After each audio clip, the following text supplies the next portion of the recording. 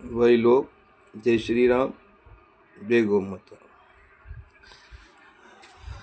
बैठे बैठे आज एक कहानी याद आ गई, तो मैं कहानी का वर्णन आपको बताता हूँ।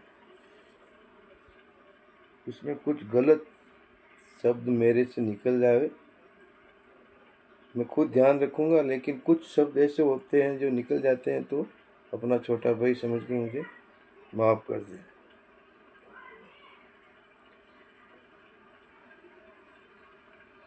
एक गांव में चौधरी रहता था। चौधरी के 4 बेटे थे। कितने बेटे थे? 4।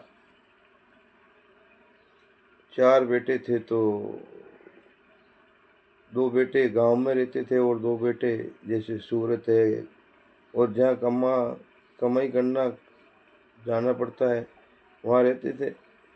जैसे कोई जयपुर रहता था, कोई गुजरात रहता था, 2 बाहर रहते थे और 2 गांव में ही रहते थे।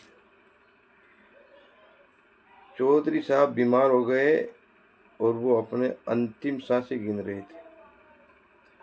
अंतिम सांसें तो गिन रहे थे, लेकिन भाइयों ने मिलकर दूसरे भाइयों को फ़ोन किया और कहा, पिताजी अंतिम सांस ले रहे हैं, भाई कल आप आ जाओ।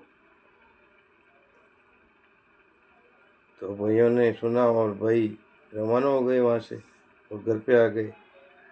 अब 4-5 दिन हो गए, चौधरी साहब का मतलब प्राण छूट नहीं रहा था। प्राण नहीं छूट रहा था, तो जैसे घर के अंदर कच्ची जगह रखते हैं अपन, सब जगह घर में कहीं हर घर में थोड़ी सी कच्ची जगह मिल जाएगी आपको। तो चौधरी साहब सोते सोते, चारों बेटे साथ होने के बाद में चौधरी साहब सोते सोते इशारा किया जिस उस कच्ची जगह के तरफ। तो बड़े बेटे ने कहा, पिताजी यहाँ इशारा कर रहे हैं, यहाँ कुछ कुछ तो है। तो बड़े भाई साहब ने बोला दूसरे भाई को, भाई घेती बावड़ा लेके आ, यहाँ से खोद। तो खुदाई होने लगी। खुदाई होने के बाद में वहाँ पर एक मिट्टी का कुल्हड़, जो पैसे रखते थे पहले पुराने लोग, कुल्हड़ बोलते हैं उसे, हांडी टाइप का। उस हांडी टाइप के में चांदी के 80 सिक्के थे। कितने सिक्के थे? 80। वो निकाल लिए। अब छोटे वाले भाई ने बोला, यार पिताजी की आत्मा इस सिक्कों के अंदर है, आज रात ऐसे करते हैं, ये पिताजी की आत्मा इस सिक्के पर है, तो पिताजी को पूछ लेते हैं इसको कहाँ रखें या बांट लेना है। तो चौधरी साहब को पूछा कि भाई, पिताजी बोल तो सकते नहीं चौधरी साहब लेकिन उन्होंने पूछा, पिताजी ये सिक्के हैं, इसका क्या करना है, बंटवारा करना है या क्या करना है? तो पिताजी ने इशारा किया, मेरे यहाँ पे रखो, छाती पर। तो बड़े भैया ने कहा रख दो। और रात बहुत हो रही थी, सबका नींद नहीं निकाली, इसलिए उन सब लोग परेशान हो रखे थे। तो छोटे वाले ने बोला कि मैं यहाँ रुक जाता हूँ पिताजी के पास और आप सब सो जाइए। पैसे का वो मिट्टी का कलश था जो यहाँ रख दिया और पैसे भी उसमें ही थे, और छोटा वाला बच्चा उनके पिताजी के चारपाई के पास बैठ गया और सब सो गए। अब रात को ऐसा हुआ कि भाई पिताजी ने अंतिम सांस अंतिम हो गई, ठीक है, लेकिन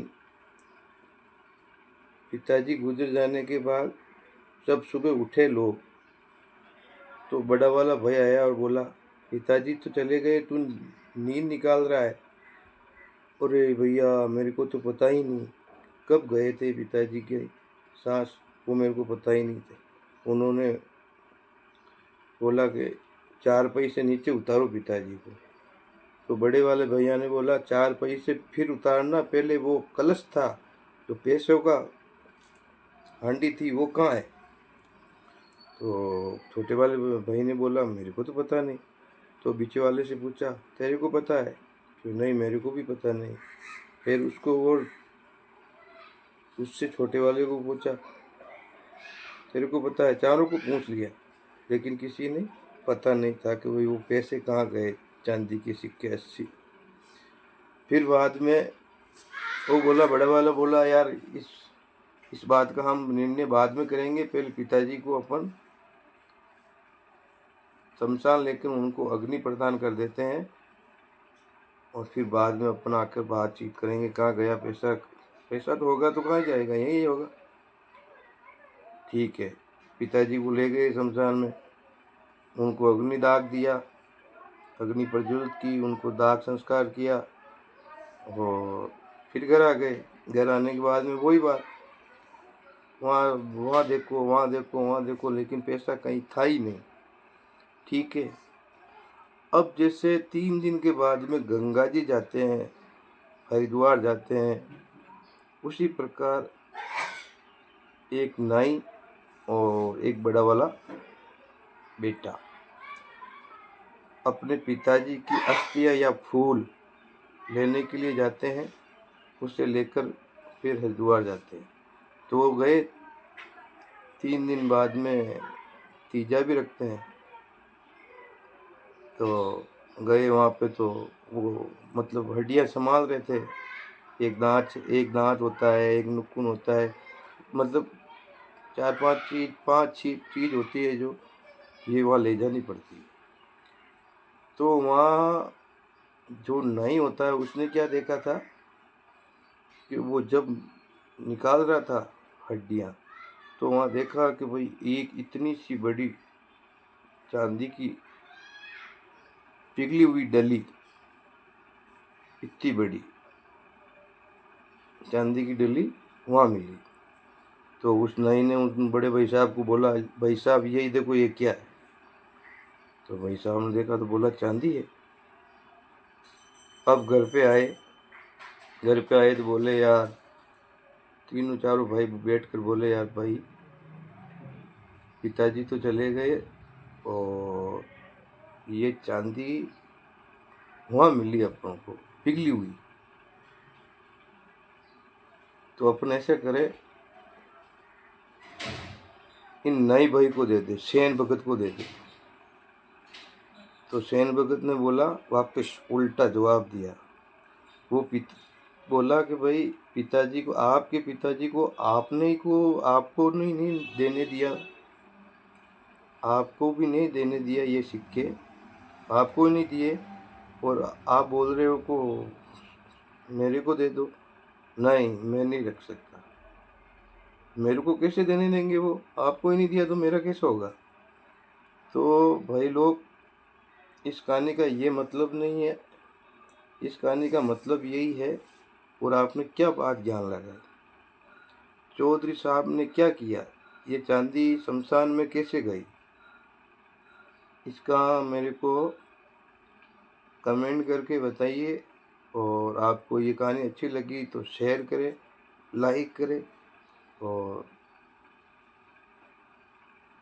प्लीज़ भाई, इसका तो मेरे को पता है वो चांदी कैसे गई वहाँ पर, लेकिन लाइक और शेयर करें और कमेंट करके बताइए वो चांदी वहाँ कैसे पहुँची शमशान में, प्लीज़ भाई। और इसमें कुछ मेरे को बोली चाली में गलत हुआ हो तो आपका छोटा भाई समझ के मुझे माफ़ कर देना। इतना लाइक करें प्लीज़ भाई, आपके एक लाइक से और शेयर से किसी की ज़िंदगी बदल सकती है। ठीक है, और पैसा थोड़ी लग रहा है आपका, आप अगर लाइक करोगे, शेयर करोगे तो हमारा प्रमोट होगा, अंदर से प्राउड होगा, और हम आगे और अच्छे काम करेंगे, अच्छी कहानियाँ लेके आएंगे। और हम ऐसा प्रयास करें कि भाई आपको अच्छी बात सिखाएं।